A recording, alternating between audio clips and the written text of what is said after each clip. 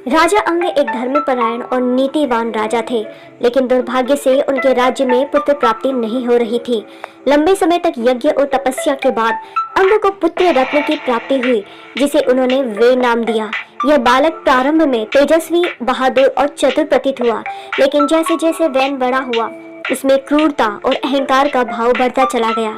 वह कभी भी धर्म और सत्य के मार्ग पर चलने में रुचि नहीं रखता था। राजा वेन की माता सुनीता, जो स्वयं एक असुर कुल से थी, ने अपने पुत्र पर गहरा प्रभाव डाला। सुनीता के पिता, एक अत्याचारी असुर, ने हमेशा अधर्म का समर्थन किया था, इसीलिए राजा वेन पर अपनी माता का यह अधार्मिक दृष्टिकोण हावी हो गया। वेन ने अपने बचपन में माता से धर्म के प्रति नकारात्मक विचार सीखे। इनका धार्मिक विरोध उसी असुर संस्कृति से प्रेरित था। जब राजा अंग ने वेन के व्यवहार को ठीक करने की कोशिश की, तो सुनीता ने अपने पुत्र को संरक्षण दिया और कहा कि उसे कठोर नहीं होना चाहिए। वेन के लिए शक्ति और संपत्ति ही सबसे महत्वपूर्ण थे। अपने पिता के विपरीत वेन ने धार्मिक कार्यों, यज्ञों और ऋषियों के प्रति आदर भाव का त्याग कर दिया। उसने महसूस किया कि वह एक शक्तिशाली शासक है और देवता या धर्म की आवश्यकता नहीं है। इस प्रकार जैसे ही वेन राजा बना, उसने अपने राज्य में सभी धार्मिक क्रियाओं और यज्ञों को बंद करने का आदेश दिया। उसने ऋषियों और ब्राह्मणों को तिरस्कृत किया। उसने अपने अधर्म के कार्य को बढ़ावा दिया। राजा वेन का शासनकाल अपने पिता के विपरीत था। जहां अंग ने प्रजा की भलाई के लिए कार्य किए थे, वहीं वेन ने उन्हें भय और दमन के साथ जीने पर मजबूर कर दिया। उसने देवताओं की पूजा को निषिद्ध कर दिया और स्वयं को भगवान घोषित कर दिया। उसने कहा कि अब राज्य में किसी को भी यज्ञ करने की आवश्यकता नहीं है, क्योंकि वह स्वयं सभी शक्तियों का स्रोत है। वेन ने अपने अधर्मपूर्ण शासन को मजबूत करने के लिए सेना का सहारा लिया, और जो कोई भी उसकी नीतियों का विरोध करता, उसे कठोर सजा दी जाती। उसकी क्रूरता और अन्याय से लोग दुखी हो गए, लेकिन उसके डर से कोई भी उसका विरोध नहीं कर सकता था। राजा वेन ने अपने राज्य में धन संपत्ति का संग्रहण करना शुरू कर दिया और अपने स्वार्थी कार्य के कारण प्रजा दरिद्रता और अकाल का शिकार होने लगी। वेन के अत्याचारों और अधर्म से न केवल प्रजा प्रभावित हुई, बल्कि प्रकृति भी प्रतिक्रिया करने लगी। उसके शासन के दौरान राज्यों में भयंकर सूखा पड़ा, फसलें बर्बाद हो गई और पेड़ पौधे सूखने लगे। पशु पक्षी भी असंतुलित हो गए और कई जगहों पर प्राकृतिक आपदाएं आने लगी। जब राजा वेन की अधर्मपूर्ण नीतियां और अत्याचार अपनी चरम सीमा पर पहुंच गए, तो राज्य के महर्षि और ब्राह्मण बहुत दुखी हुए। वे जानते थे कि वेन का शासन यदि और बढ़ता रहा तो पृथ्वी पर धर्म का विनाश हो जाएगा।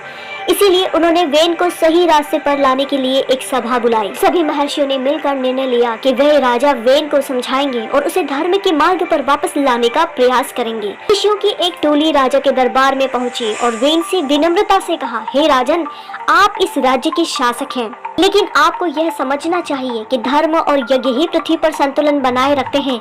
यदि यज्ञ नहीं होंगे तो देवताओं की कृपा भी नहीं प्राप्त होगी और राज्य में खुशहाली का अंत हो जाएगा। कृपया यज्ञ को फिर से शुरू करें और धर्म के मार्ग पर चले। वेन, जो अपने अहंकार में डूबा हुआ था, ऋषियों के इस सुझाव को सुनकर क्रोधित हो गया।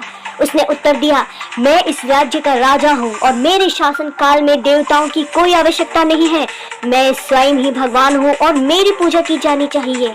यज्ञ और धार्मिक कार्य सिर्फ अंधविश्वास है, जिनकी इस राज्य में कोई जगह नहीं है। वेन के इन शब्दों ने ऋषियों को क्रोधित कर दिया, लेकिन उन्होंने धैर्य से उसे फिर समझाने का प्रयास किया। हालांकि वेन अपने अधर्म से पीछे हटने को तैयार नहीं था। ऋषियों ने आखिरकार ये महसूस किया कि वेन को समझाना असंभव है और उसके अहंकार ने उसे पूरी तरह से अंधा कर दिया।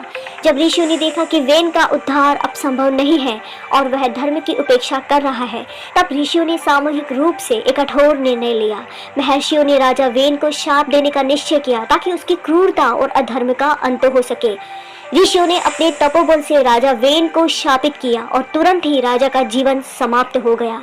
वेन की मृत्यु होते ही पूरे राज्य में अराजकता फैल गई। बिना राजा के राज्य में अव्यवस्था और भय का माहौल बन गया। प्रजा, जो पहले ही अत्याचार से त्रस्त थी, अब बिना नेतृत्व के और अधिक परेशान हो गई। वेन की मृत्यु के बाद ऋषियों ने देखा कि अब राज्य को एक नया राजा चाहिए, लेकिन वेन के परिवार में कोई उपयुक्त उत्तराधिकार नहीं था। इस स्थिति में ऋषियों ने एक अद्भुत यज्ञ करने का निश्चय किया। उन्होंने राजा वेन के शरीर से एक विशेष अनुष्ठान किया, जिससे पृथु नामक एक धर्मात्मा राजा का जन्म हुआ। लेकिन इसके अलावा भी एक घटना थी, वेन के शरीर से निकलने वाला विष। ऐसा माना जाता है कि वेन की मृत्यु के बाद उसके शरीर से जो विष और अधर्म निकला, उसने पृथ्वी पर अस्थायी रूप से अराजकता फैलाई।